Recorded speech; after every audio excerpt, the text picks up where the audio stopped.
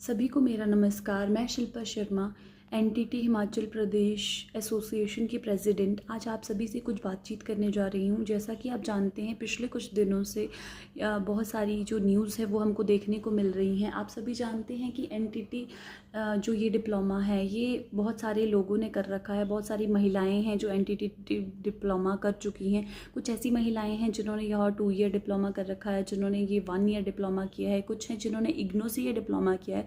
कुछ के diploma NCT approved हैं, कुछ के एनसीटीई से भी अप्रूव्ड हैं।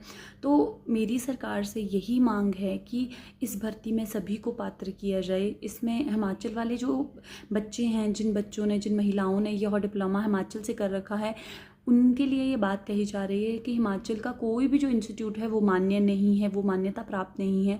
तो हमारी सरकार से यही मांग है कि जिन बच्चों ने ये डिप्लोमा कर लिया है, अपने कहीं ना कहीं सभी महिलाओं ने अपने पैसे, अपना टाइम इन्वेस्ट किया है, तो सरकार हमारे लिए कुछ रास्ता निकाले। हमको 1 टाइम रिलैक्सेशन के साथ कुछ इस तरह के रास्ते निकाल ले जाएँ कि हम लोग भी इस भर्ती में शामिल हो पाएँ। सरकार ब्रिज कोर्स के माध्यम से कुछ ऐसा करे कि हम लोग भी भर्ती के लिए पात्र हों, क्योंकि हम जो ऐसे डिप्लोमा धारक है जिन्होंने ये डिप्लोमा 1 ईयर का कर रखा है, हिमाचल से कर रखा है, उनकी संख्या 15 से 30 हज़ार के बीच में है।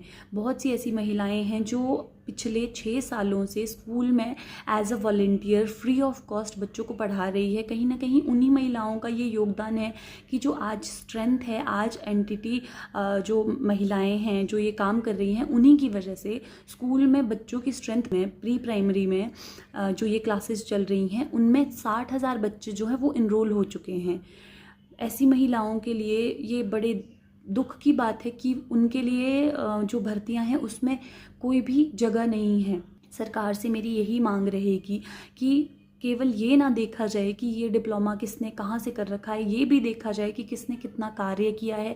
और सभी जो डिप्लोमा धारक है वो अपना टाइम और अपना पैसा इन्वेस्ट कर चुके हैं।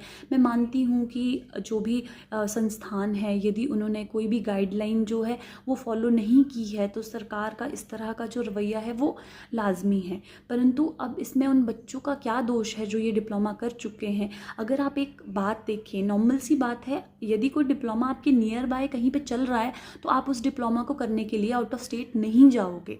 हिमाचल के बच्चे हैं, वो कोई कोर्स करेंगे तो वो हिमाचल से ही करेंगे। वो चंडीगढ़ या दिल्ली उस डिप्लोमा को करने के लिए कभी नहीं जाएंगे, या जा भी नहीं सकते हैं, क्योंकि इतना खर्च अफोर्ड करना और एक लेडी को, अपनी फैमिली को छोड़ के जाना, वो बहुत बड़ी बात हो जाती है। तो कहीं ना कहीं सरकार को ये बात भी ध्यान में रखनी चाहिए कि जितने भी डिप्लोमा धारक हैं वो सारी महिलाएं हैं, और महिलाएं बहुत टाइम से इन भर्तियों का वेट कर रही हैं।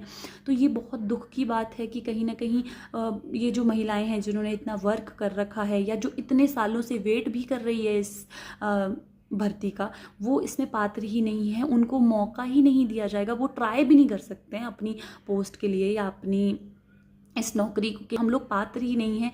एक सिलेक्शन की बात तो बाद में आ जाती है, आप कहीं ना कहीं एंटर ही नहीं हो, जब आप अप्लाई भी नहीं कर सकते हो, तो वो एक दुख की बात है।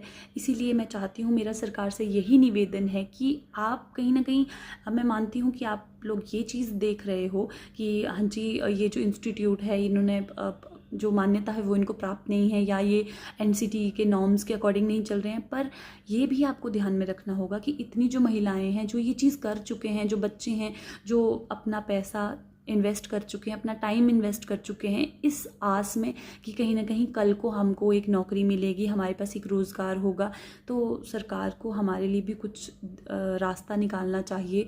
वो हमें 1 टाइम रिलैक्सेशन दे और हमें ब्रिज कोर्स करवाए, जिसके माध्यम से हम भी इस भर्ती में इन हो पाए।